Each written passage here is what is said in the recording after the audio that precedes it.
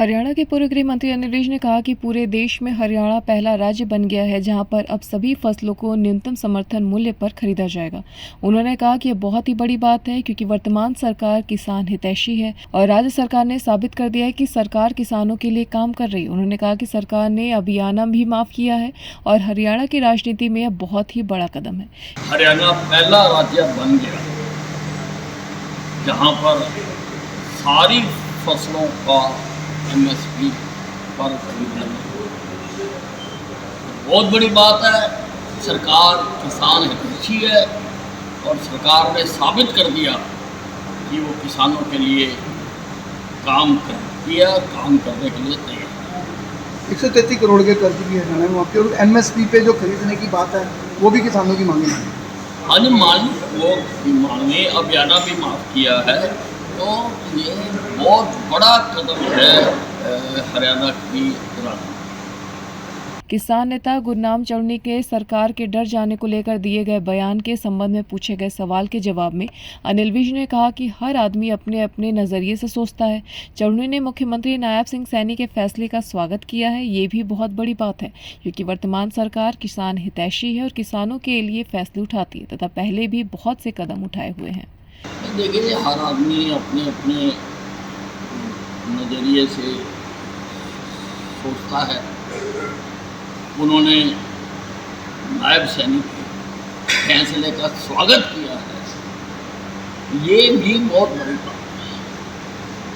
और सरकार किसान हितैषी है, किसानों के लिए कदम उठाती है, पहले भी बहुत कदम उठाए।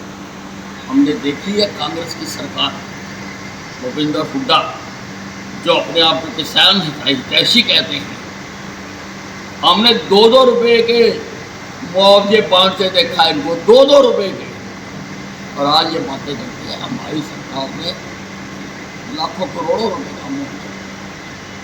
अनिल विज ने विधानसभा में नेता प्रतिपक्ष पर हमला करते हुए कहा कि भूपेंद्र सिंह हुड्डा अपने आप को किसान हितैषी बताते हैं और हमने उनकी सरकार के समय में 2-2 रुपए के मुआवजे बांटते हुए देखा, जबकि हमारी वर्तमान सरकार ने लाखों करोड़ों रुपए के मुआवजे बांटे हैं। अनिल विज ने कांग्रेस नेता भूपेंद्र सिंह हुड्डा को झूठ व बेईमानी की दुकान बताते हुए कहा कि आजकल भूपेंद्र सिंह हुड्डा झूठे वादे कर रहे हैं कि हम कच्चे कर्मचारियों को पक्का कर देंगे। उन्होंने सवाल खड़ा करते हुए कहा कि ठेकेदारी प्रथा किसने शुरू की, कर्मचारियों का शोषण किसने करवाया और किसने ठेके पर रखा, जबकि हमारी सरकार ने हरियाणा कौशल रोजगार निगम बनाया ताकि कर्मचारियों का शोषण न हो और ठेकेदारी के बिचौलियापन को खत्म करने के लिए प्रणाली लागू की है। उन्होंने कहा कि समय आने पर हम इनको पक्का करने के बारे में सोच रहे हैं। भूपेंद्र सिंह हुड्डा झूठ और बेईमानी की दुकान है। आजकल ये झूठे वादे कर रहे हैं कि हम कच्चे कर्मचारियों को पक्का करेंगे।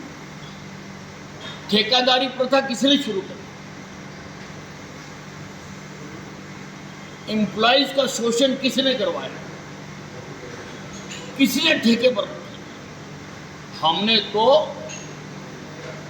फिर HKRN बनाकर ताकि कर्मचारियों का शोषण ना हो, जो ठेकेदार उनसे तनख्वाह से हर महीने पैसे लेता था उसको बंद करने के लिए हमने सिस्टम किया है।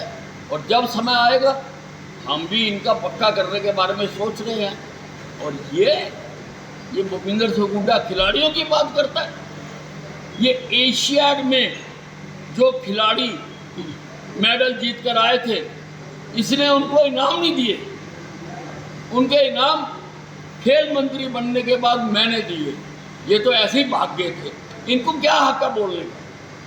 झूठ सारा दिन लोगों को पिलाते हैं, लेकिन हरियाणा की जनता इनकी वास्तविकता को जानती है। उनका कहना है कि पद लाओ पद पाओ, ये मैंने ही शुरुआत की थी भूपेंद्र सिंह हुड्डा ने। मैंने आपको बताया ना तो इन्होंने पद दिए और ना मेडल की जो राशि मिलती है वो दी, वो मैंने दी। कांग्रेस नेता रणदीप सिंह सुरजेवाला के पोस्टकार्ड के जरिए हरियाणा सरकार पर प्रहार करने के संबंध में पूछे गए सवाल के जवाब में अनिल विज ने कहा कि अच्छी बात है कि राजनीति में एक पोस्टमैन भी कार्ड खेलता है, क्योंकि सुरजेवाला की बात कोई नहीं सुनता और उनकी बात को कोई तवज्जो भी नहीं देता। अब वे पोस्टमैन बन गए हैं। नहीं, ये एक अच्छी बात है कि राजनीति में एक पोस्ट बन गया और सुरजेवाला जी अब उनकी कोई बात सुनता नहीं है, उनकी बात को तवज्जो नहीं कोई देता, तो इसलिए अब वो पोस्टमैन बन गए और अपनी बातों को पोस्ट कार्ड के जरिए। तो उद्धव ठाकरे ने जो महाराष्ट्र के उप मुख्यमंत्री है देवेंद्र को खटमल किया, देवेंद्र फडणवीस। देखिए, पिटे हुए खिलाड़ियों का जो भाषा का स्तर है वो गिर ही जाएगा।